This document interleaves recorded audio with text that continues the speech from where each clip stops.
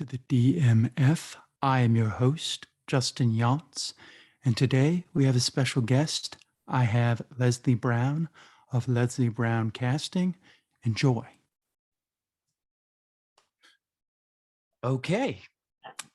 1, 2, 3, 4, 5, 6, 7, 8, 9, 10. Okay, I have a special guest with me today. I have casting director Leslie Brown. How are you doing today? I'm doing great. Thank you so much for having me, Justin. It's a pleasure to be here. Thank you. I appreciate it. So you have a lot of education, and I saw that you come from sales. What do you think you learned from sales that has helped you in casting? Oh, everything is a pitch. Everything is a sale, right? And Yeah. I think that has helped me tremendously because I have to pitch both sides. And I also have to be pitched. Okay, so being a casting director in some ways is like being a glorified human resources person, right? Because you have to find the perfect fit for the perfect role, for this specific role. And you have to convince the actor that this is the right role for them. And then once you find the actor you think is a good fit, you have to convince the producer and the director that this is the best actor for that role. So you're always pitching, like you're always with pitching. sales. You're always pitching and you're always being pitched. And honestly, when you have that background in sales, you can see a pitch that is strong and you can see one that isn't. So an actor that has really slick presentation, whether they're starting out or not, but if it's professional, then it communicates and it conveys something. And if it's not professional, it communicates and conveys something else. And it can be the same actor, and you can have, poor quality headshots, poor audio on your demo reel, typos on your resume, a website that's not finished, and all of that communicates you're not talented and you're not serious. But if you take that same actor and you put it in a slick packaging and it's presented well with proper marketing and branding and all the stuff that salesmen use, then you go and you take an interest. Same person, do you think that's same why, skill. Do you think that's why you took so well to casting? Because I saw, you didn't start out with that. You started out with acting and then started out in music videos and sales. And is it like the deadline? Because it's more of a corporate infrastructure where it's got to be done now. It's creative, but it's done in a time manner. Do you think that's something you brought from sales to it? Sure. I don't know that I've had deadlines so much with sales. With sales, you very often you're working for a small base and then you get commission, right? So you only eat what you kill, right? Yeah. With casting, it's not quite the same because I'm a for-hire contractor, right? I don't get paid per actor that I book. Yeah. It's not like an agency, and I have to stress this pretty frequently that I'm not an agent. I don't get paid if the actors get paid. I get paid whether or not I find the actor. I've never been in a situation where I didn't find an actor. Sometimes I have to take a little longer to find the right one. But it's kind of like hiring a cameraman or an editor is a better example, right? You hire an editor and you say, here's all my footage, put it together and make a film or a video or a commercial. And maybe you run into bumps along the way and it's going to take a little longer. So you pay the editor a little bit more to get the result that you want. Right. That's kind of the same position that my job falls under.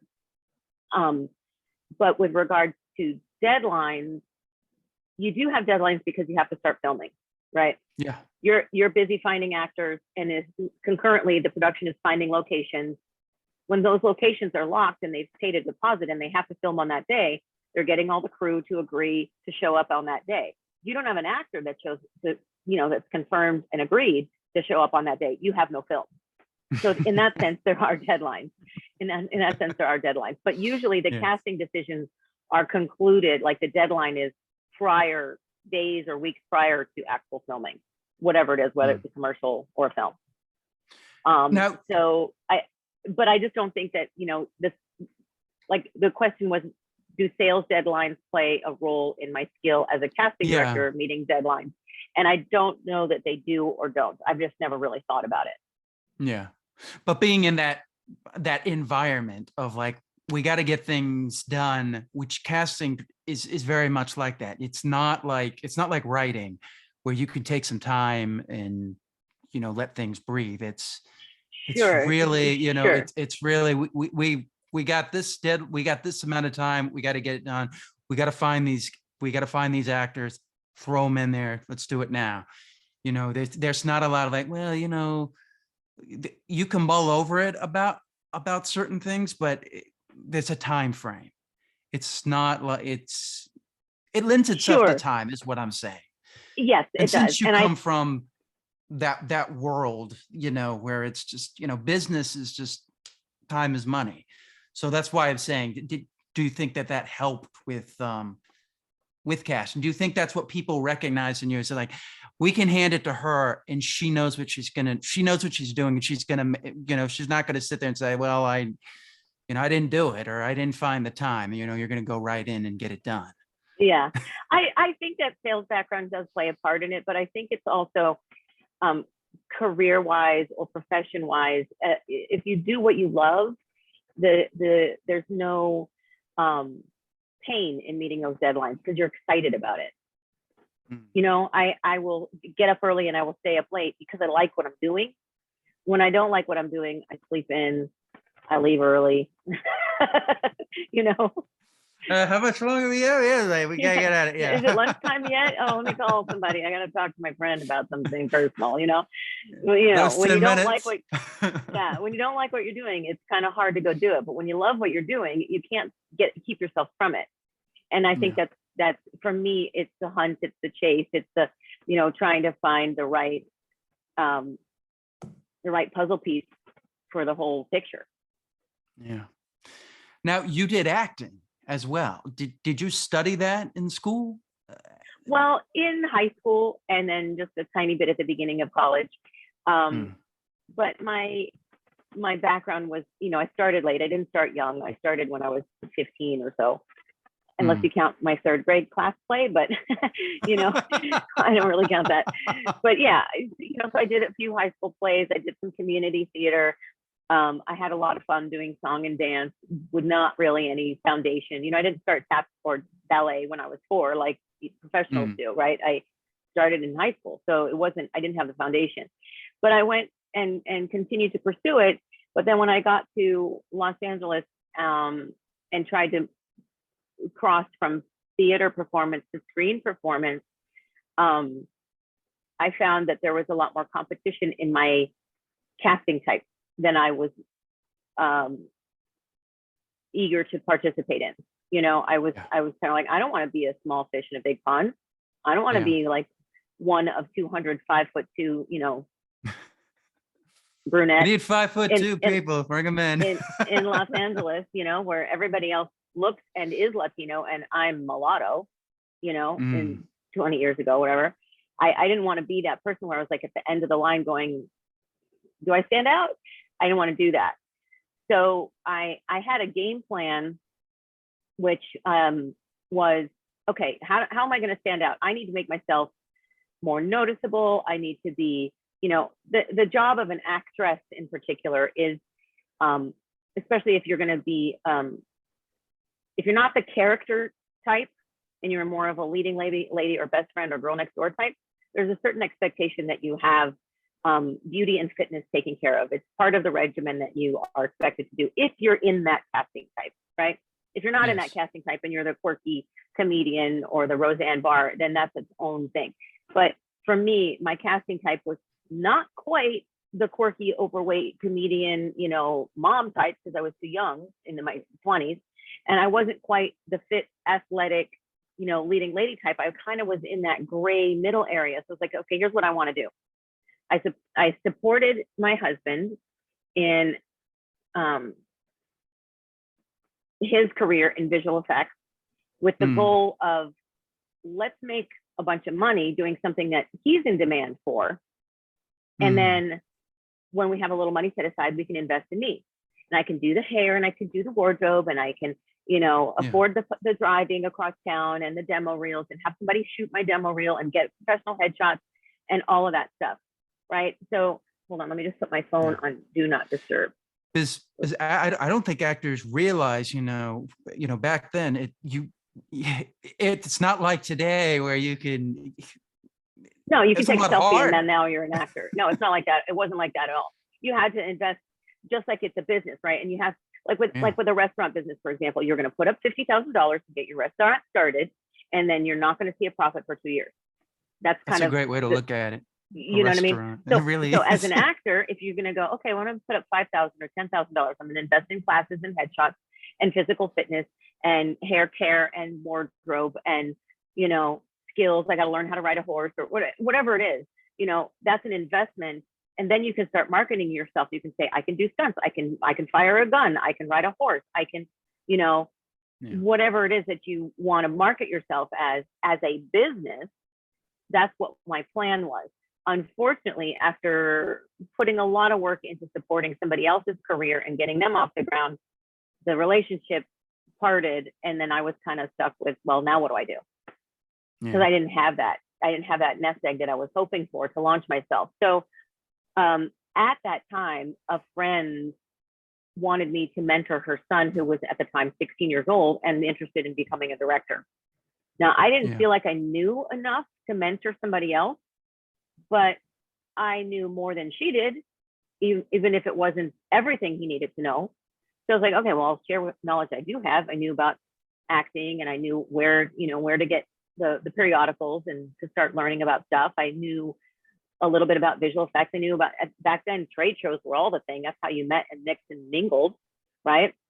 Maybe they still are, but so much is virtual right now that you to go to a conference, you can just click a button, right? But back then you had to get a ticket and go in and get past security and park and, come back with a bag of goodies and hope that you remembered who this person was, whose business card you had, right?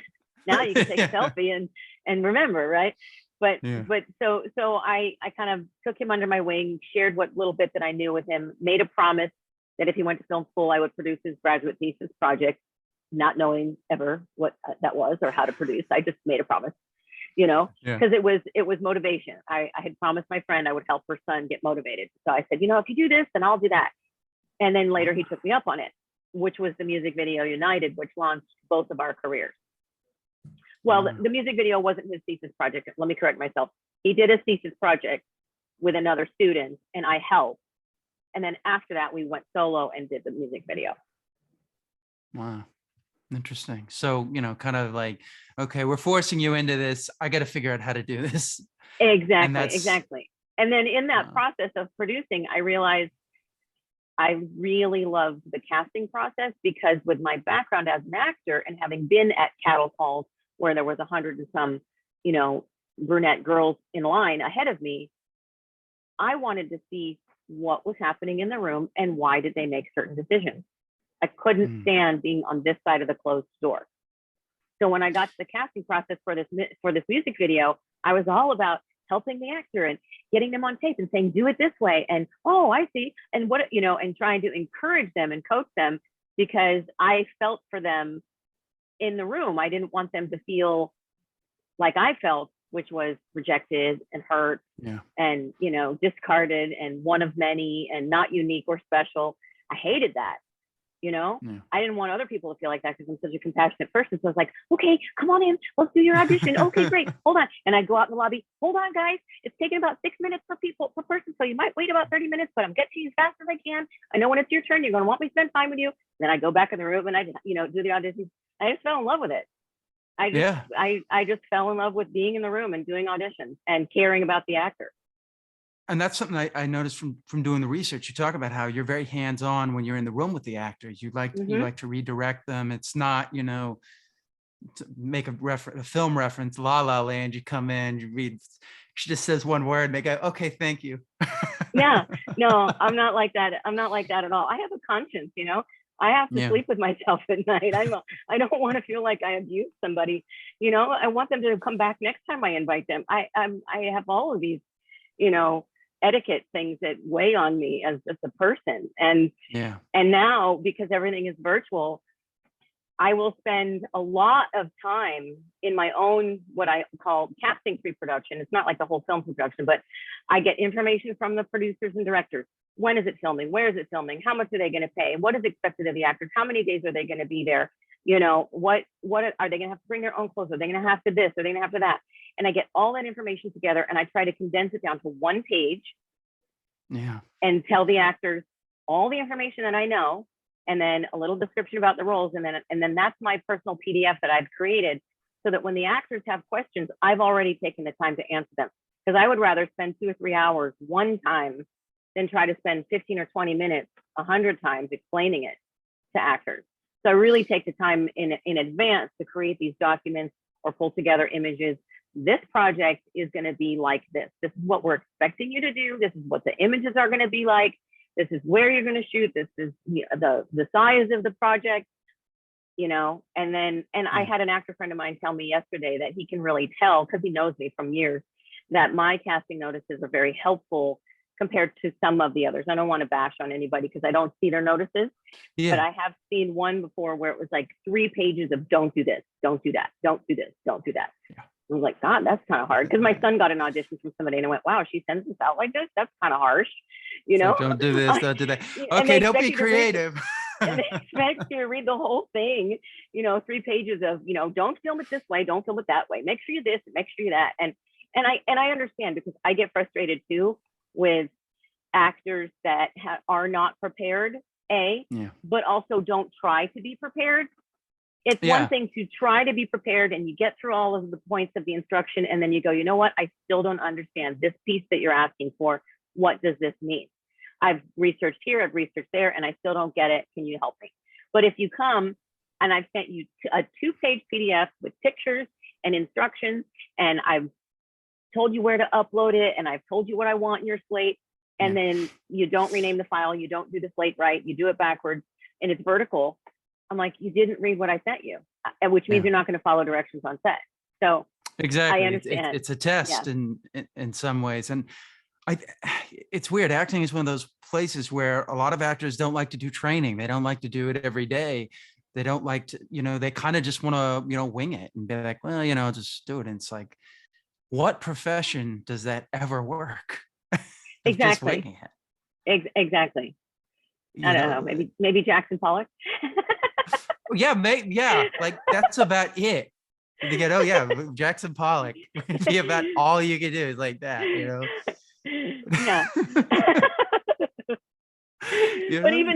But even he, you know, if you look it's at his biopic film, you know, even he was like, well, I got to get a ladder and I got to, you know, get a canvas and I got to put it here and I got to, you know, prepare, you know? Yeah. It's like actors just want to come in and be like, well, you know, just, you know, wing it and see if it goes. It's like, well, you've just like cut down all your choices because the only reason you're going to get cast is because you may look exactly like what they want, or, you know, you just lucked into it. And there's like no technique. I don't know. I get frustrated with actors. I'll be asking them like, where do you train? And most of them don't do anything. And they don't do monologues every day. And it's just like, you know, you got to keep it up even when you're not working. But anyways, I wanted to also talk, I noticed in one of the podcasts, you talked about the Pulp Fiction and the scene. I went and watched that right before we did the thing. Did you go and watch it? It was funny. I saw you. I was like, you saw me in the I saw you had like a very Gloria Estefan kind of look to you. I did. What I saw in your things. 5'2", Gloria Estefan, exactly. Yeah, that, and then there was gosh, I can't remember her name. The Truth About Cats and Dogs. What was the girl that was in that movie? I forget that. I think I know who you're talking. Janine Garofalo. Yeah, I've seen. I got that a lot too when I was younger. I was like, oh, you look like Janine Garofalo. I could see a little bit of that. Yeah, with the glasses on. Yeah. Yeah. But yeah, in the headshot that you posted in one of your Facebook, I was like, oh my God, yeah, she does look like Gloria Estefan. Yeah. One thing I was fascinated by, because you were talking. What did you want to ask? Did you want to ask me something about Pulp Fiction before we move on? No, I was just like kind of you were just commenting because you've already told that story about how you talked to the AD and the AD helped get you that part, and I love it. Now I'm watching it like, oh, I know that part now. Yeah. There she is. And I guess the takeaway from that is you never know when a relationship is going to come around and bear fruit. So start all your relationships mean something. Networking. I have a drawer full of business cards, and maybe half of them are no good phone numbers or emails anymore, but I still care about those business cards and I want to add them to my database Yeah, so that I can send them an email and say, what you doing now? Because you exactly. never know. I was fascinated, 'cause you were talking on another podcast about how you analyze headshots, and I wanted to go a little bit more into that. Like when you're doing, is it almost like Instagram scrolling, where you're just like you're looking at them and go next, next, or yes, yes? Is it Yes, that fast with it is that fast. seconds? It is Like you that just fast. go with that gut reaction, you just go do do do do. Well, it isn't just a gut reaction. It's you've got to know your director. You've got to know what the director is looking for, and you've got to have an awareness of that director's sensibilities. What do they like? Yeah, You know, and I've worked with enough different directors that you kind of, in the beginning, it's a little bit touch and go yeah, because sometimes, like maybe they want to see themselves in some way in the yeah. faces that they Absolutely. cast. Absolutely, especially young directors. They're Well, they're writing themselves, and sometimes. especially ethnic directors. And it doesn't matter what ethnicity, Mm, whether you're Caucasian or, mm, Hispanic or Black.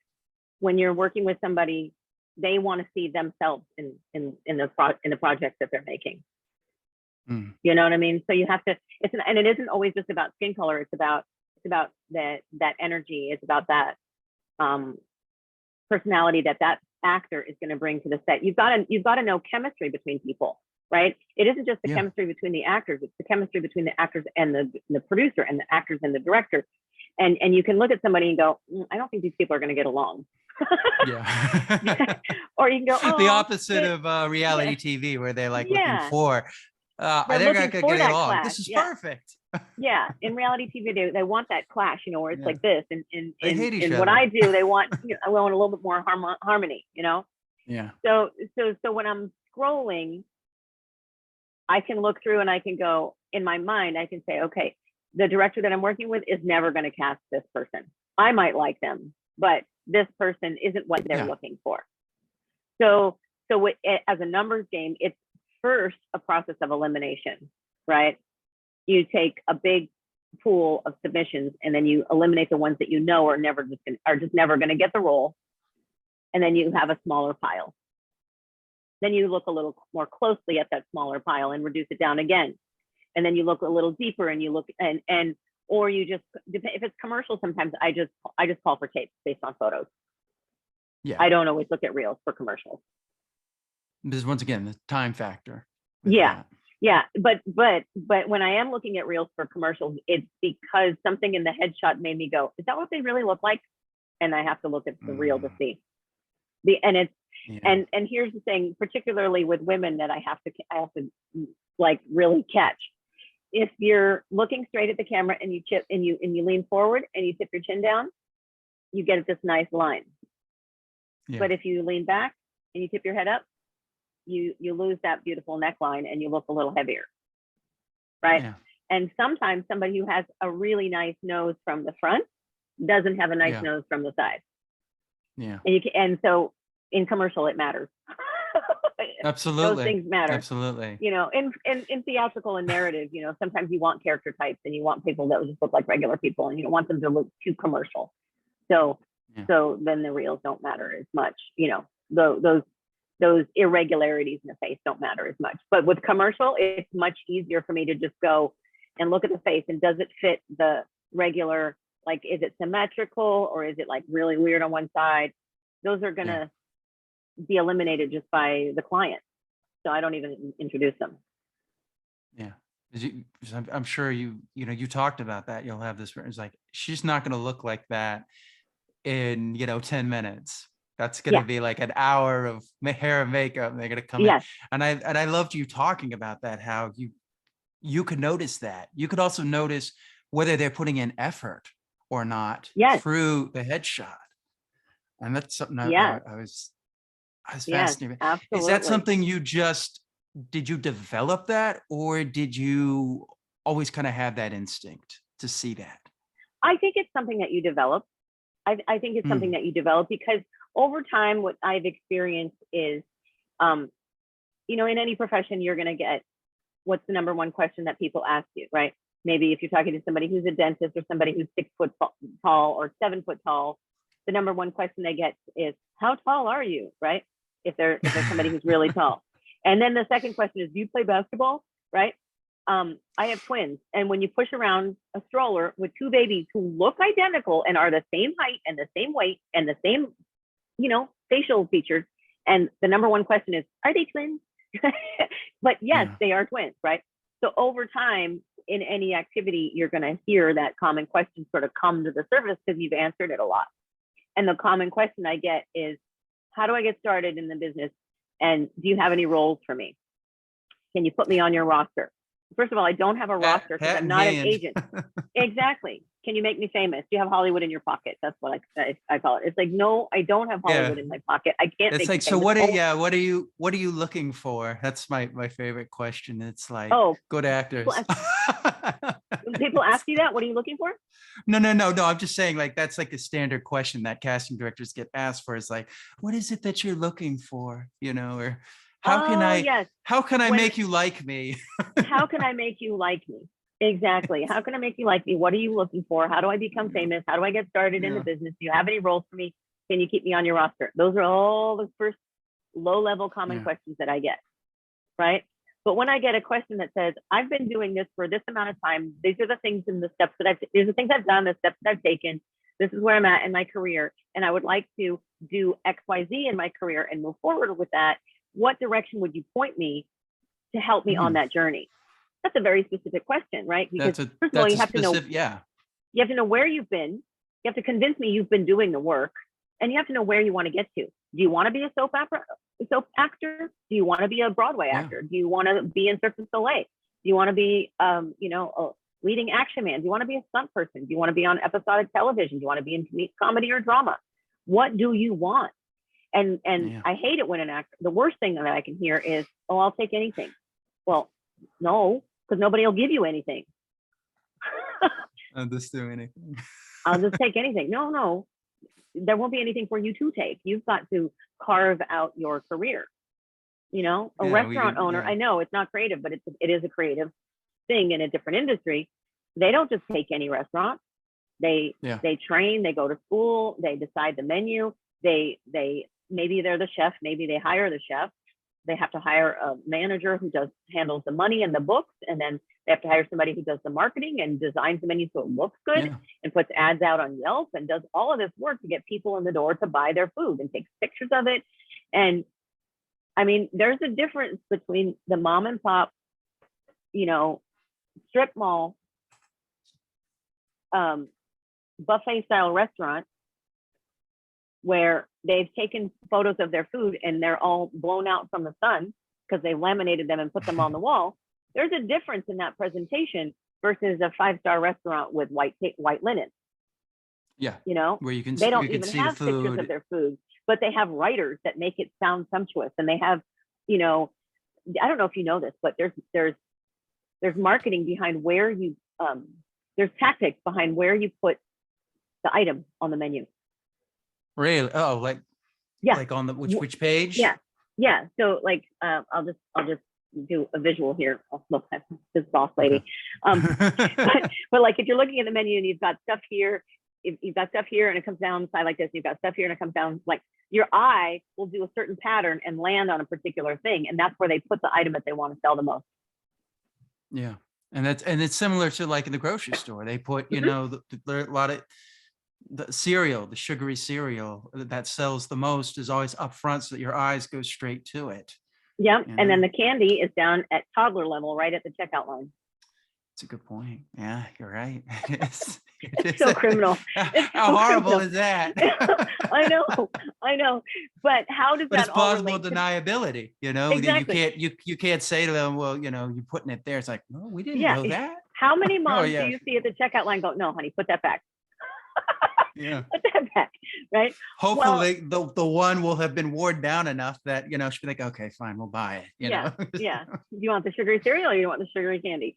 Anyway, how does that all relate to the business of acting? It's not a coincidence. It's not an accident. Marketing and branding and positioning and imaging, all of that stuff makes a difference in how we see you. And to ask me, what am I looking for? It isn't an exact thing. What I'm looking for is professionalism.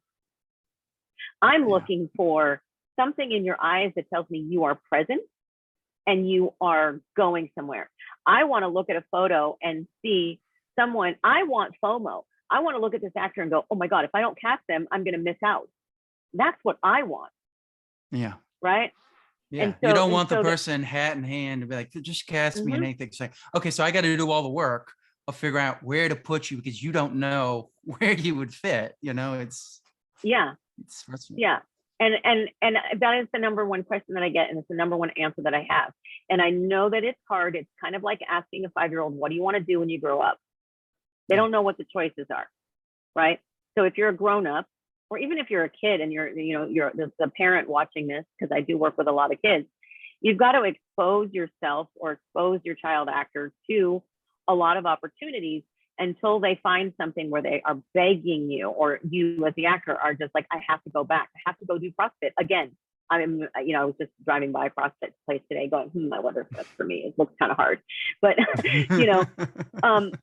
there's kids that just, they just want to be on a horse every single day. There's kids that just want to be in the gym doing trampoline stuff. I know this little girl who's doing really well, and she's gotten lots of awards for black belt this, but I met her when she was 4 and she started tumbling and she started kickboxing or doing karate, and she loved it. And then she does all this stuff with sword tricks and whatever. And I don't have any use for it, but I can say I knew her when. you know what I mean? And and so what are you looking for? I'm looking for that passion behind your eyes. Yeah, that's what it is. It's that certain something. What do you bring to it that someone else isn't going to bring to it? Exactly.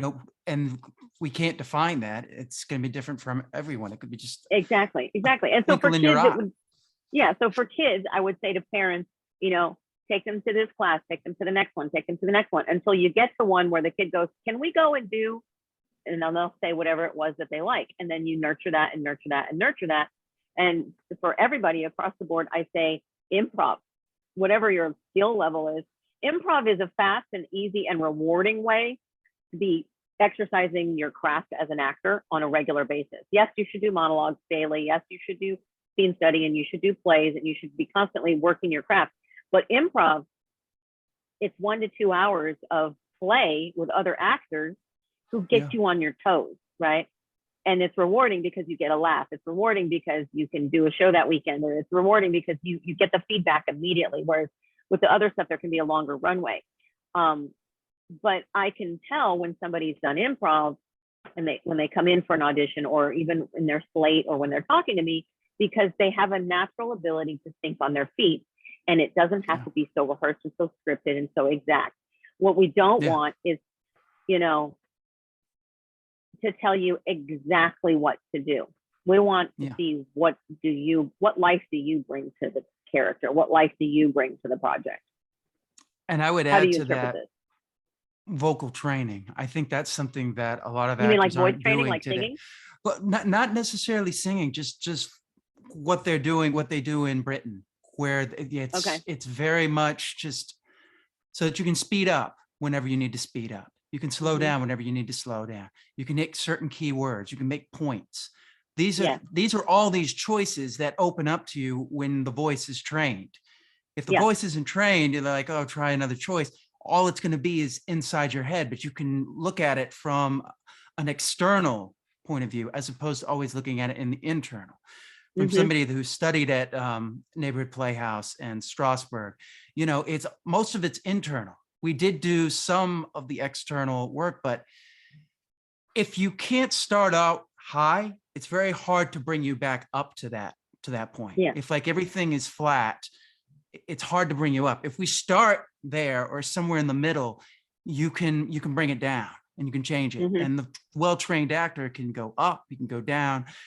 That's something that I would like to see more of, because it seems like most actors are just going into scene study, and scene study is great, but the vocal training is going to give you the choices that you didn't even know were there, because then you can then you have more mastery over the craft. I mean, that's what and Anthony Hopkins, I mean, he doesn't even have to really try necessarily at times, because his voice is so trained. You're just trained to listen to him, you know, Sure. even if he's doing nothing, you know. Sure. And then we see the ones where, you know, he really, you know, wants to put something into it.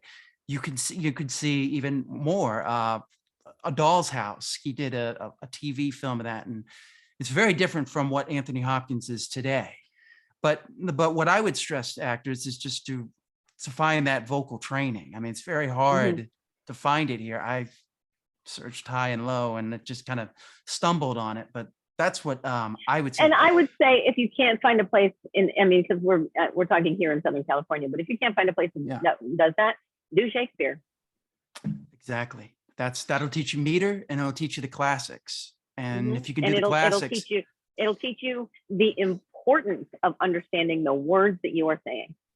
And I'm glad you mentioned Shakespeare, because I watched I watched Iago, and I thought that was fascinating.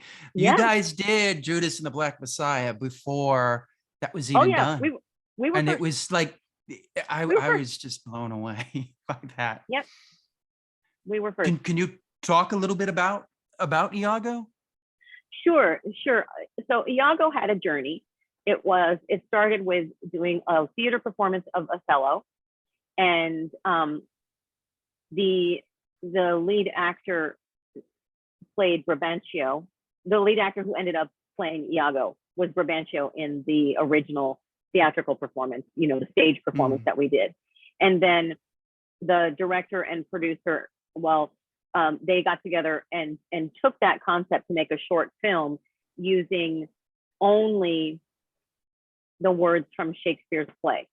So everything from the play Othello is exactly Shakespeare. Those exact Shakespeare words are the script that's Iago. There was nothing that was changed. They might have taken a line from one character and given it to another character in order to condense it to fewer characters on screen. But it's still Shakespeare's text intact. And that's because the executive director, Melanie Andrews, full name is Dr. Melanie Curtis Andrews. She's the founder and executive director of Inner City Shakespeare Ensemble, which has been around since 2010 or before. And then Amit Bala, who's a writer, he came on board with the company, and the two of them collaborated on writing this script that he directed and they produced together. And just pulled the lead actor, Saint, from the role of Brabantio and put him in the role of Iago as the lead. And then raised the money and filmed it. And then put it out to all of these festivals, because and the creative vision on it, the design of it, you know, setting it in the 1960s Black Panther era and using the archival footage and all of that, that was all the brainchild of Dr. Melanie Andrews. That was her, you know, that was what she wanted to do. She brought it to the table. So I have to give her credit creatively, because she's an artist, she's a director, she's got multiple doctorates, she's Inner City Shakespeare Ensemble. I just come on board and do the casting, and now I'm on the board of directors. I mean, I just thought it was fascinating because, you know, just the shaving part and the attention to detail, and I was just like, this is so good. Why is it? And then I looked at the views on YouTube, and I was like, how has no one seen this? This is so well done. I have the Vimeo link, which is a better quality. Okay, great. The YouTube version, and much nicer to see on a Vimeo quality. You also did Kittens from the Cage, and I thought that was an interesting, like, kind of comedy, quirky comedy, and I think you actually did it. You were in one of it. Yes, I was. Yeah. So I'll tell you a little bit about me being in it. Okay. So first of all, Kittens in a Cage, I came in as the second casting director. Okay. So the director, producer, writer, they did all of the A-listers, the top names and all that stuff. And they brought me in to kind of do some of the bit parts, the smaller roles, the extras. But they just gave me credit as casting director. So I don't want to take credit for work I didn't do, but I definitely was involved in that whole series in terms of filling in all of the missing characters, you know, after the leads were already in place. Yeah. But because as a casting director, my joy is finished after the audition, because after that, it's all paperwork and phone calls and emails. And then they're off and running and they're on set. And I'm kind of left going, you guys have fun? on the shoot. So my way of getting around that is I will go and be an extra in a film or show that I've cast, Yeah. just so that I can be on set and meet the actors. It's just a fun way for me of being able to participate and take some photos and say, this is my cast and here we are having fun. I just did that on another show, on another film I finished, Winter's Garden. I got to be in the pub, and I don't think there's any harm in me being an extra. It's not going to take away from my credentials as a casting director, but I don't want to just be on set watching. I want to participate. I want to, that little actress in me is still like, ooh, can we be on camera? But it's not really my passion to be on camera anymore, because I know how much work it is. I from this side, I truly know how much work it is to be camera ready. Yeah. I mean, because that's something I saw. You like to have. You consider yourself an independent casting director. Yes. I know I'm bringing up sales again. I'll tell you what that means to me. Let me just define what that means to me. That means I'm basically a gun for hire. I go from project to project. I'm not on anybody's payroll. I don't work for any kind of corporation, and I'm not Casting Society of America, which is it's not a union, but it is a group where you have to, go through a certain number of things to be able to participate. And I could become Casting Society of America, but every job that I get as a casting director, I kind of, there's those people who go, I'm just glad to wake up today, right? Every project I have, I'm thankful that I have that next project. I never believe that there's going to be another one after this one. So I don't want to commit myself to some sort of a union or some sort of a group or some sort of a, dues paying organization where I'm like, oh God, now I'm locked into this. Because remember I said, do what you love and then you'll love what you do, right? Well, actually I didn't say that, but that sounds cool. Do what you love and you'll love what you do. So I tried the corporate thing. I tried working at a studio. Okay. I got, hired temporarily by another casting director friend of mine way early on in my past, my journey as a casting director. They had an assistant who quit on a Friday. They were in the middle of 3 feature films made at a major studio.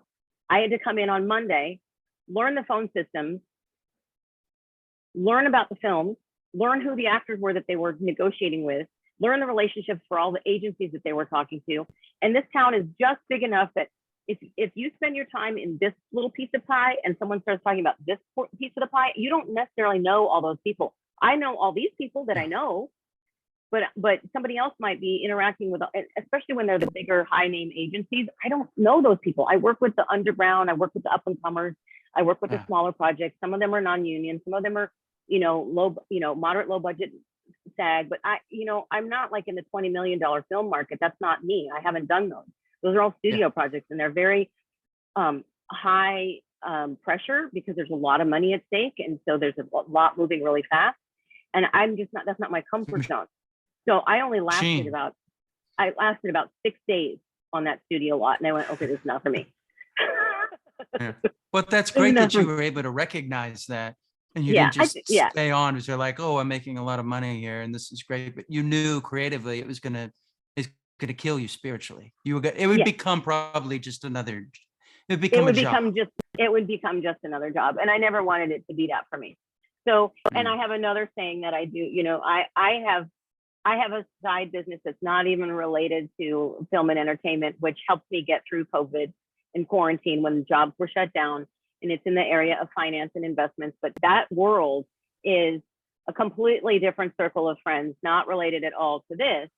But what it did is it made it possible for me to choose the projects that I want to do in the entertainment industry that are meaningful to me. They might not be moneyful, but they are meaningful to me. So I'm in a position financially where I can just go, I will do your student film because I want to, rather than I will work on this studio lot because I have to. You see the difference? Exactly. Well, you remind me a lot. You mentioned Quentin Tarantino. I mean, Quentin Tarantino has never joined the Directors Guild because he likes to keep that indie cred, and I think that's kind of you in some ways. And I like that about that you're picking the projects that you believe in, as opposed to it just being thrown at your desk and saying, "Oh, here, just do that." No Bad. I tried to find the film. I couldn't find the film. How far along is that to release? Okay, so Nomad not Yeah. to be confused with Nomad Land, which is a completely Yeah, I different know. film and has already been finished. Two different films. Nomad was shot in 2018, cast and Mm. shot in 2018 and 19. And they were just wrapping up the final leg of filming when quarantine hit, right? So they couldn't go and do the remaining part of it. They have like one more leg of filming that they had to do, which I think they finally did. A couple of pickup shots that we did about 8 months ago. And the story of that film is that it is a labor of love by this film company that does a lot of commercial work. So and this is kind of common in the industry. If you want to do something you love, you have to kind of self-fund it. And not to talk about where the funding came from this, I just know that there's commercial work that gets in the way of this film being finished. Because the director, the producer, the team is like, okay, well, we have to go finish this commercial work for this client, then we can get back to finishing Nomad. And I'm pretty sure that it went to festivals this year, but I don't really know because nobody told me anything about it. But yeah, it's a pretty exciting film. It was cast with talent from literally around the globe. Not people that were from other places that were here in LA, but I actually cast an actress in the lead role who is an Australian citizen, and I cast her from Australia, but I did it from here in LA. And I cast the lead male from the UK, and I did it from here. He was there and I was here. And in order to do that, I had to be super organized. I had an assistant. I had one assistant at a time, but it was a couple different people throughout the process, but it was only one at a time. Do some back end and supportive administrative things for me so that I could just be the machine and get these tapes in. So I was providing instructions and doing self-tape by Skype or phone before quarantine. So I was doing it in 2018.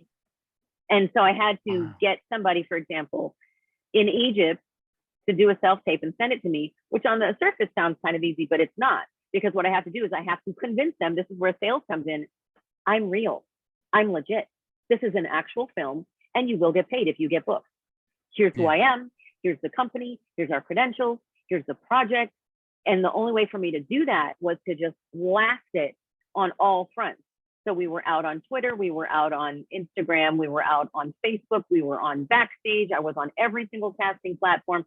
And I was on all these different Facebook groups. And I was on Craigslist, and I was on, news lists. And one of my assistants said to me that somebody said to her, one of the actors said, God, you guys are everywhere. I was like, yes, we are. My ranking on IMDb for the only time ever, I don't know that this will ever happen again, I was in the top 10,000. I think I was around rank of 5,000 or 6,000, and I was higher than the director for the film. I was like, oh, wow, look at this. Wow. I'm really high on IMDb.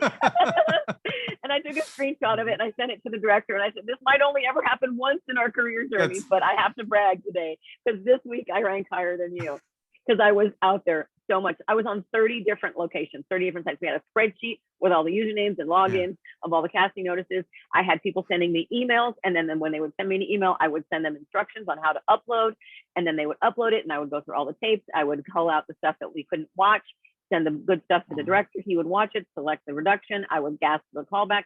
It was a lot of work. 30,000 actors internationally for that film. Wow. That's 15,000, or maybe it was 25,000, but 15,000 were just for the two leads. 15,000 submissions for just the two leads. Whew, that's a lot. That's a lot of work. And why did we do it that way? On one hand, other casting directors might look at this and go, why are you bothering with so many numbers? Why do you have to see so many talent? Can't you just find what you're looking for or what you're needing? Yes, I can. I can handpick. I can go through and I can say, you know what, we want this actor. Here's the top 5. Director, what do you think? Pick one. But the director that I worked with on this project, that's not what he wanted. What he wanted was to know that he had scoured the earth, and we had, because we had to do this project non-union in order to film it internationally affordably. It probably would have cost 5 to 10 times as much to do it if it was SAG.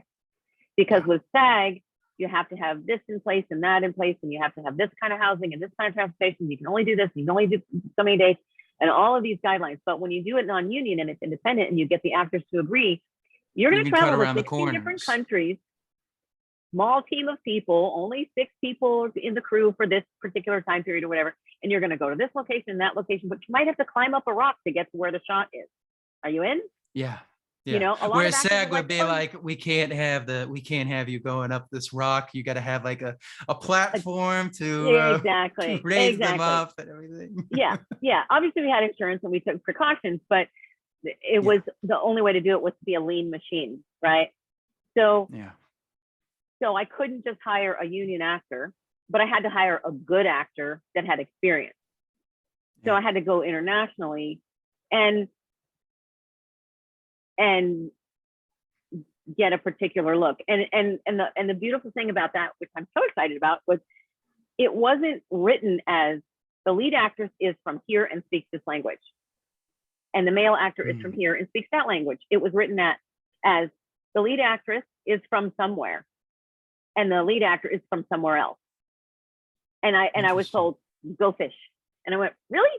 Great. Oh, let's see what we can find. Let's see what's over here. Let's see what, and at first we thought that the lead actor was going to be from India and that the female was going to be from somewhere else. And so we were looking for different kind of skin colors and different kind of mix and match to kind of get a good chemistry. And we ended up with something other than what we expected because it was open. The casting was open, right? When he wrote as opposed the script, here's this, find me this exact. So yeah, so I understand why it's open to. It had to be open. Yeah. And because it was international, it took a little longer because I was working around the clock, because I was working around the world, you know, talking to people on the internet or on Skype or on WhatsApp in Taiwan, in Canada, in Australia. And the New times Zealand. are not the same. The times are not the same. South America. Yeah. Yeah. Yeah. I'm so proud of that work. I can't wait for it to hit the screen. Have you seen a rough cut of it? I've seen pieces of it. The director has a little game. We won't let you see the whole thing. Yeah, that's good. That's good. That's good. Yeah. That sounds fascinating. So, Leslie Brown Casting, how did you, when you left the corporate job, is that kind of how you decided I want to just do it me? Is that kind of how that started? I wanted to, what was the word you said? Leslie Brown Casting.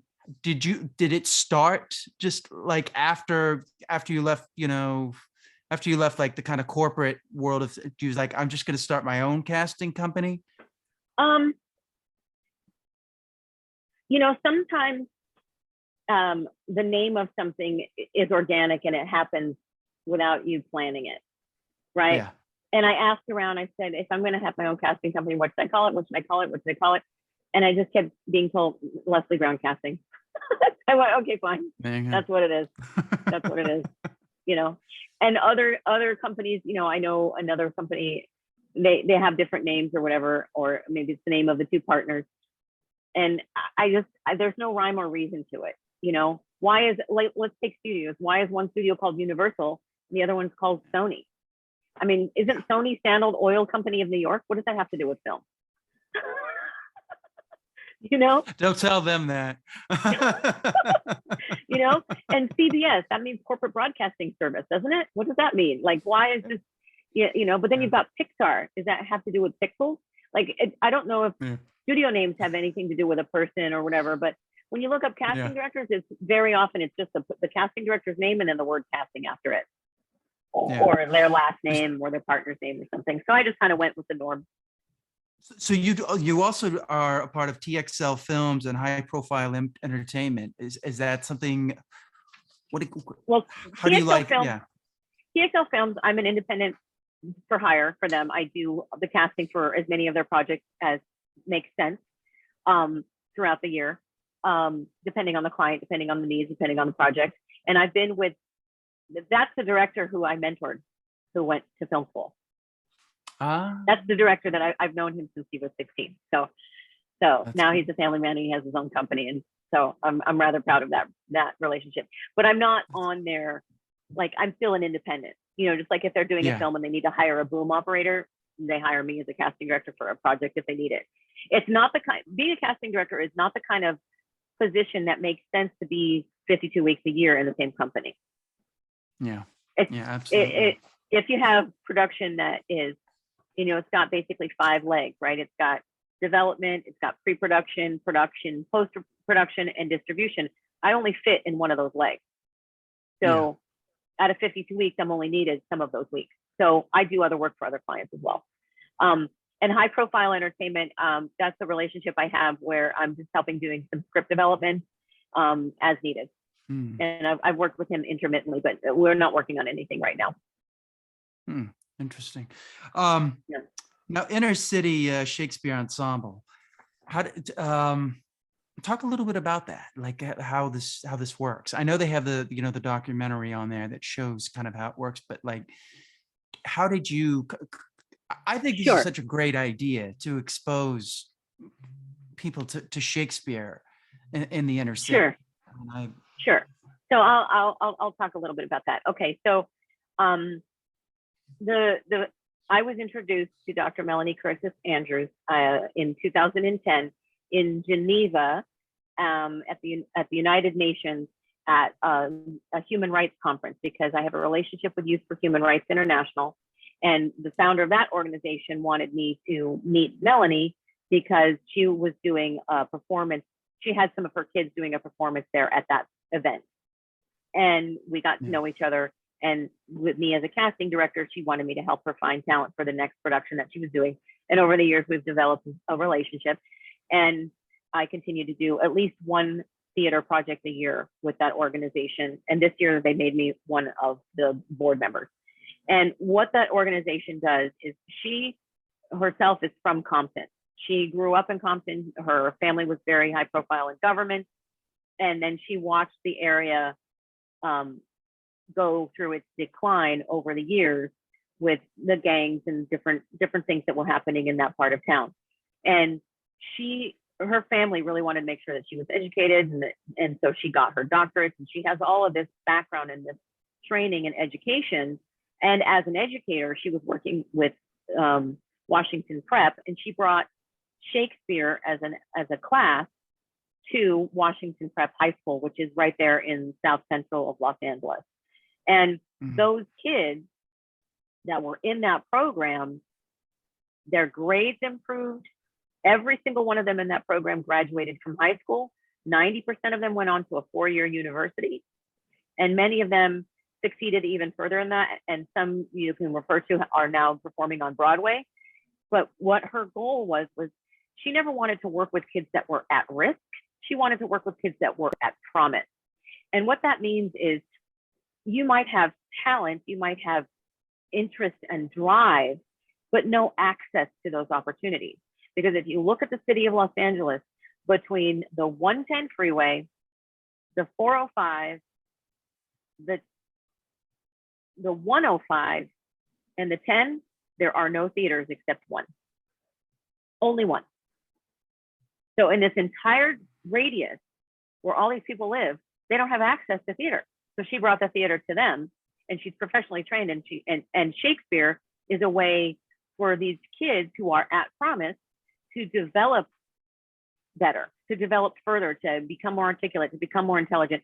I mean, she does these exercises sometimes with these kids where you learn how to do, you play these games and you do Shakespeare insults. You walk around the room, or you do, like, you put a card on your forehead with just the number showing out. And if it's a king or a queen or a jack, then you have to be treated by other people like you're royalty. And if it's a low number, you have to be treated like you're a servant. And so you walk around the room and you kind of get to see, how does society treat other people of different ranks and all of this stuff. And so it kind of, these little exercises, what's your rank, and are you doing Shakespeare insults? And there's so much more. I don't even, I'm not the one who's trained. That's amazing. I mean, but these kids, doing that they're doing that. And then she established a relationship with Los Angeles County Department of Parks and Recreation. So she would do the shows in the school and then take them out and do them at Grand Park, or do them at these different, in one of the parks in South Central. Well, I don't know if it's South Central, but it's somewhere, Compton, Inglewood. There's this little corner park in between this neighborhood. The city installed power and electricity so that we could do our show in that park.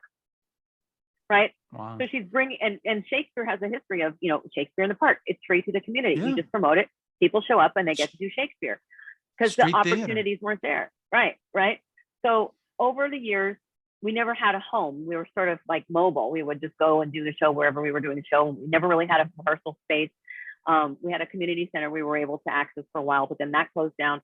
So at some point, one of the relationships led to her having a relationship with Val Kilmer. And so we are now housed at Hell Mel Studios, which is Val Kilmer's studio on Melrose and Heliotrope. And we do shows there. And if possible, we also take the shows out into the community and do them in parks or at fairs or whatever, or do a piece from the show. But over the years, when she no longer wanted to work in the education system, she expanded it to be more in the community. So I can do an open casting for anybody in the Los Angeles County. It doesn't have to just be school in that south, middle part of Los Angeles within the inner city. It's predominantly that. And it's funny because one of the actresses I remember that I brought in from a different show, I brought her into one of the shows we did for this, and she played Desdemona, comes from a single parent family, right? Just her and her mother. And to be honest, they were struggling, but the daughter didn't really know that they were struggling because the mom did such a good job of taking care of her, that when they got to the performances or production or the rehearsal or the auditions or whatever it was, her daughter said, "Mom, isn't this program supposed to be for poor people or people that don't?" And she goes, "Honey, we're poor." Oh, wow. Just because we're Caucasian doesn't mean that we don't need some help. You know what I mean? That's It's kind of funny, the perspective there, so we believe in colorblind casting, meaning it doesn't matter what the color of your skin is. You have the opportunity based on your talent to apply for any particular role. And we, one year they did 12th Night, and if 12th Night has a twin set in it. Mm-hmm. One of the twins was a girl and she was Hispanic, and the other twin was a boy and he was Black. Wow. But we didn't care. Yeah, they both had the talent and they both got, they got the job. And we'll do stuff like that where the parents don't necessarily match the kid, because a lot of Shakespeare's have a king and a queen and then a prince or a princess. Romeo and Juliet, for example, have parents and kids, right? And we just said, these are the parents and this is the kid, and that's it. We don't explain it. We don't add any words to Shakespeare. We just let anybody have an opportunity. And so it's great because you can have, we just did Midsummer Night's Dream again for the third time. And I've had a Tatiana that was 12 and Caucasian and lanky and lean. And then this one, we had a Tatiana who was a big, buxomous, very dark chocolate colored Black woman with, and she just commanded all of her fairy. And it was awesome. It was such a great play. I loved having her in that role because she never would have had that opportunity otherwise to play Tatiana like that. She was not Michelle Pfeiffer. We did that, and that's been done before. But we did something really different. So that's I'm really great proud. that you guys are open to all those different things. Would you bring that to some of the other cities, like maybe New York? Some kind of idea like that? I'm on the board of directors, so I help, but it's not my brainchild. Okay. And so conceptually, it'd be great. I don't think it's something that, I'm as passionate about as Dr. Andrews is. And I just don't know if that, she's at a retirement age. I don't know if that's something that she would want to do. Yeah. Yeah. No, I understand. I just think it sounds like you guys had such great success with it. I'm just like, oh yeah. If you look her, you can look her up. There's a whole article on her in the Los Angeles Times. You can go, just Google Los Angeles Times, Dr. Melanie Andrews, Shakespeare. And you'll find the article. I watched that Iago, and that a lot of those people came from that, right? Everybody that was in Iago, I cast, and they had something to do with inner city Shakespeare. So there you go. The other thing too, I forgot to mention about inner city Shakespeare, which was really key. I can't believe I didn't say this.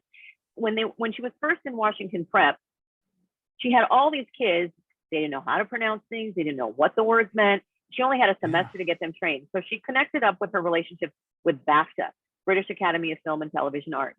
Yeah. And through there, she brought some of those trained actors to come and mentor these kids. So it wasn't just her trying to teach a classroom of 27 kids that can't say Shakespeare. She had mentors come in and working one-on-one with them. So we have this model of, as you're going through the program, you become a mentor for other kids in the program. And my son is also in the program, and he, when he was younger, he did he played Peter Quint, who is in Midsummer Night's Dream. He plays the director of the play within a play. And now he's up to the point where he's doing lights and he's being a technician for other shows. And when we need coaching sometimes, he'll get assigned to one or two of the actors to help them through a scene so that they understand it. Or he can run the Shakespeare games if Melanie's off doing something, you know, with some other individuals. So these kids, they grow up and then they mentor other kids. But it started with having the BAFTA people coming in and mentoring the kids within the high school. It's just when we expanded out further into the community, we got more of the alumni to come forward and start mentoring the other ones. That's just wonderful. I mean, I think that's something that's why I was like, you know, New York needs to do that. Yeah, like, yeah. Well, she's from Compton, so this is her place. This is her home. Yeah. So, all right. And thank right you now, so much. just to touch on the last thing, you know, what I'm working on right now is Yeah. Inner City Shakespeare has a collaborative relationship with a film production company, and they're asking us to bring 6 of our actors to play the leads in their film exclusively. So that's one of the things that I'm working on right now, because they've seen our work, they've edited some of our stuff together, and they want the bragging rights of being able to say it's their film company in association with Inner City Shakespeare. So yeah, I'm all for it. I mean, I saw Iago and I was like, this looks good. This doesn't look like, you know, actors trying to do Shakespeare, which sometimes I see. You actually I'll see understand that it when you're watching it. You feel something when you watch it. Yeah. Very well trained. Thank you so much. This has been wonderful. I just want to go off. Now we're going to talk about just some fun stuff that from my research about you. So you love photography. Yeah.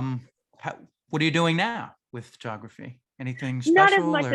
Not as much as I used to, because I'm doing so much with casting. But I told you about 2010 when I met Dr. Andrews. That year I traveled around the world as a photographer with the organization Youth for Human Rights. So I got to take pictures at all of the events and all the locations. And that was, you know, I got it out of my system after that. I think it was a lot of photos. A lot of photos. Do you have any casting directors that you admire? Like from maybe the past, or you know? Yeah, Junie Lowry Johnson, April Webster, and I'm not going to remember her name because she's new on my list. Hold on. She just did something. She did something Asian. Hold on.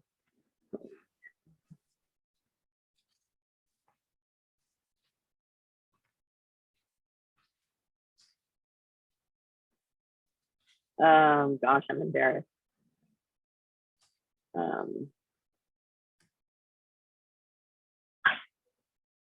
That's okay. I can't, because the name is Minari, the casting director for Minari. Minari, the film, yeah. Yes. Okay. She did amazing. She did so amazing, and I can't believe because it's a Korean name, it doesn't come off my tongue. But that's the film that I'm talking about. I watched that and I felt like I was watching, like I was peeking into somebody's life. I didn't feel like they were actors at all, and so I was really, really, really impressed with the casting on that. That's the goal. You also did music videos. Is there a style of music video that you liked? Like is there a favorite music video for you? Well, let me clarify that a little bit. The music video chapter is really just one music video, and that's the music video United. And basically, Youth for Human Rights International, the relationship there is the woman who founded and runs that organization. It was her son who went on to create TXL Films. And when he finished film school, as a gift to his mother to say thank you, he wanted to make her a video that she could use to help promote her organization. So that video is the music video United. So we had a song that was written specifically for that. And then we did a short film in a music video format that tells the story to open doors about human rights education. It's basically an inner city kid with a heart for basketball gets bullied on the court, and he rallies the world to fight for his right to play. That's the story of that little video. And it's still playing did that around for the his world mother. today. Yeah, he did that for his mother. Mhm. So we play that video, and then it opens the conversation.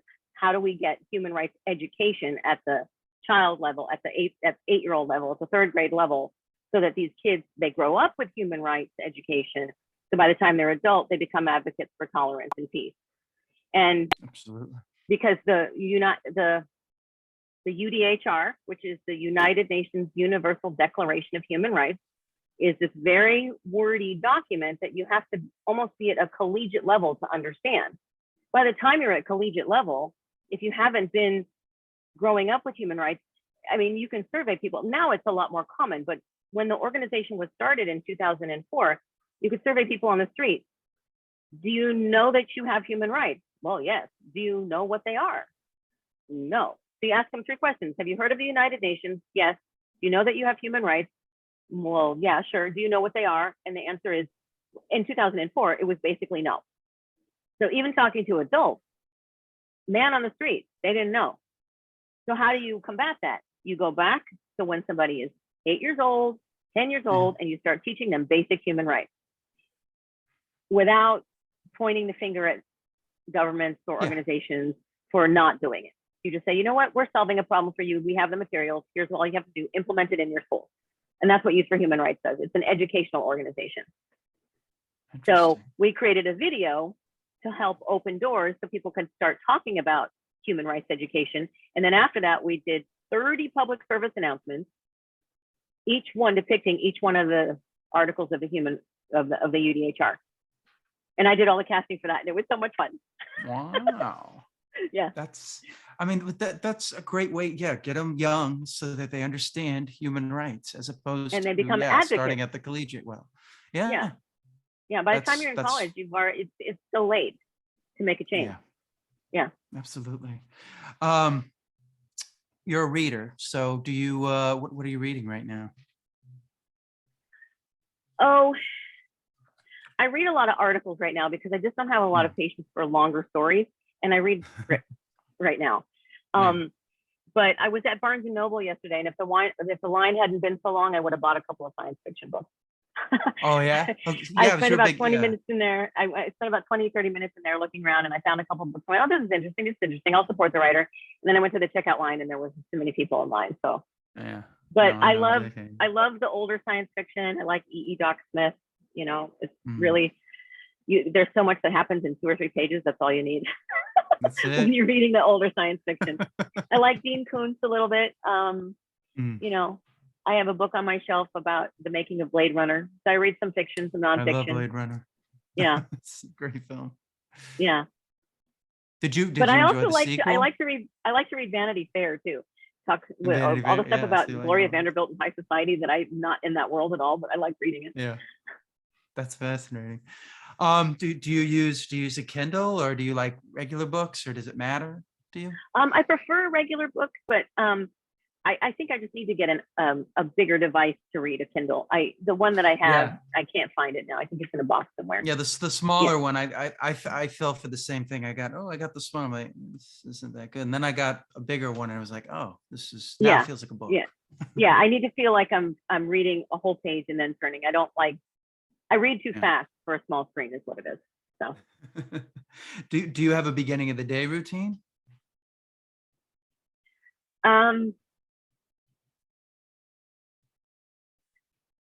Yeah, it's coffee and checking my phone. I mean, it's not really that exciting, but I do live in an area where my neighbors have horses. Neighbors on 2 of the 4 sides have horses. So I look out my window by my kitchen when I'm making my coffee, and I see horses. If the guy who comes at that time is there. And then the lady who's walking her dog while she's cleaning up the stiles, I see if she's there. So I kind of say hi to my neighbors. Is it like morning. The old coffee commercial where the guy comes with the thing and like, here's your coffee? I put the water on to boil, and I look out the window and I go, oh, there's some. Hey, he came from Colombia. Yeah. So I guess that's kind of a little routine. Yeah. Do you have a nighttime routine? It's kind of redundant. No, I'm guilty of just working all the way up until I go to bed sometimes. Because here's the thing, Yeah. the advantage of working from home is that you make your own schedule. The disadvantage of working from home is that you have to keep your own schedule. And I am not so good at keeping my own schedule, because I'll go, oh, I don't have a meeting until such and such time. Well, I can just do this. Oh, I can watch a show in the middle of the day because, hey, it's homework. I'm a casting director. I have to watch TV, and I can, kind of explain it away, right? But, I then have to make up for that later and put in the hours and finish the thing that I blew off at lunchtime while I was watching a show. So, do you meditate? No. No. Okay. No, I hike. You because I live near hills. I have a couple of dogs, and when they pressure me, I'll take them out for a hike, and we'll go up in the hills. You told that story about Up that you guys were laughing because you were like, it's just like our dog, because yes, the little tripod, and you could hear the dog. I could hear the while you're watching the film. Yeah. That was such a beautiful film. I'm going to introduce you to him because he's here. Yeah, Come here. let me see him. Come Hi. His butt here. Hello. Hi. Oh my God, yeah, he does look like that. Hi. Say hello to everybody. How are you? Good boy. Yeah. Final question. What are you watching now? I'm finishing up watching Suits, the episodic television show on USA. It's called Suits. Yeah. But I also really like Yellowstone. Yeah, everybody likes Yellowstone. I still haven't watched it yet. Well, it's because I've kind of fallen in love with Montana. I grew up in New Mexico and I miss the mountains, and Yellowstone kind of, it's Montana. The show. I mean, Yellowstone is in Wyoming and Montana, the actual mountain range, but the show takes place in Montana, and I don't know. Just really like the mountains. Sometimes it takes me away from the city feeling. Yeah. But I also really like that show, Queen of the South. Queen of the South on USA as well. Yeah. Yeah. I haven't watched that, but I saw that girl. She was in the Suicide Squad. She plays like one of the leaders in it. And I was like, oh, I know where she came from. Yeah. Yeah. So what I do is I kind of go, I'll go real female centric. And then after a while, I'm like, okay, enough of this. I need to get some, I need to have something where there's like some male leads. Yeah. And 3 of the leads are male, and then there's some strong women in it too. But it kind of satisfies that, I gotta see something else where it's not just about. Yeah. I don't know. I go back and forth between female centric and then male lead. Now you're a big Blade Runner fan. Did you see the sequel to Blade Runner? No, I didn't see it. You should probably watch it. I mean, it's not bad. Okay. Denis Villeneuve is a really good director, and I thought he made it feel like it was the same world from that original film. Okay. It's not necessarily film noir like Blade Runner is, but it feels like it's still in the same universe, and they're trying to do something different with the source material as opposed to just and sometimes I think I've been reluctant to go and see it because I feel like it's like I want the original to stand alone as special for me. I don't know. I just have my nostalgia on it. What's your favorite Quentin Tarantino film? I was curious about that when you were talking. I gotta say Kill Bill. Kill Bill, really? Yeah. I thought you were gonna say Jackie Brown. No, I like Kill Bill. So good. Yeah, Uma Thurman's my girl. She's great in that movie. Yeah. It's such a great film. All right. Well, thank you so much for doing this. On a final note on Uma Thurman. Yeah. She's an example of the work you have to put in to be that successful. All the physical training and all of the, you know what I mean? She can't just eat whatever she wants, and she has to spend the time working out to be fit. Yeah. You know what I mean? And she has to memorize her lines, and she has to get trained, and then we see her on screen and we love her. And she did that while she was pregnant too. Yeah. Kill Bill. She made that while she was pregnant, and she was doing all those. Yeah. So I just wanted to tie that in because there's an example of, particularly as a woman, the work that you have to put in order to stand out above the crowd. You know what I mean? Vivica A. Fox is another one who, you know, he saw her on TV and he, you know, was like, well, let's put her in there. And, you know, she did all that training to, you know, to be just as good as all the other girls. I mean, it was, exactly. you know, Exactly. yeah. Exactly. No, it's I want him to make a lot Fox of Force discipline. 5. What'd you say? I want him to make Fox Force 5. Fox, I know, that would be great. I wanted to see that, like, yeah, that prequel of how Bill became. Yeah, I wanted to see that, and he's talked about Fox it, but Force, it's like Fox Force 5 is in Pulp Fiction. It's in Pulp Fiction. It's mentioned in Pulp Fiction. Yeah, but anyway. Yeah, that would all right. that would Oh my have been gosh, great. Justin, we've been on for so long. This might have to be a I two-part thing. know. So, how can people reach you? People can reach me. Interestingly enough, I am most active on LinkedIn. Really? I love LinkedIn because it's intended for you to talk business. So if you want to talk business with me, that's where I'm going to talk business. On Instagram, I'm going to look at cute kitten videos and, you know, stuff that makes me laugh and makeup tutorials because that seems to be in my feed. But on Instagram, you know, occasionally I'll post a casting notice and occasionally I'll respond, but a lot of my stuff goes to my other box on Instagram because I'm just not really very present there. But on LinkedIn, I will post an article about once a month. Would love to do it once a week, but I'm not that dedicated, with casting tips, or I'll get enough of the same question from actors that irritates me. So I'll decide to post an article in answer to that irritating question. Right? That's my outlet, right? Instead of being mean to the actor, I'll just post some education on it. And I comment on people's stuff and I network with people there. And I've gotten a lot of work actually from LinkedIn. People find me there because when you look up casting director, you find me. I do have a website, which is lesliebrown.casting.com, and I'm planning on revamping it a little bit to include some more material.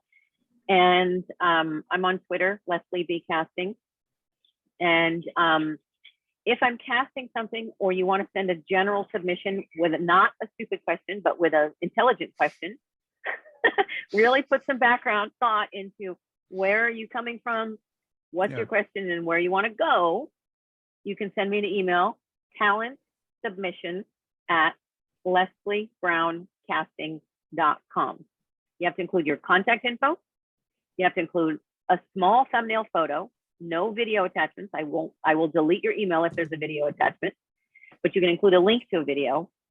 And then in the subject line, just mention that you listen to this podcast with you. Okay. All right. Well, thank you. You're welcome.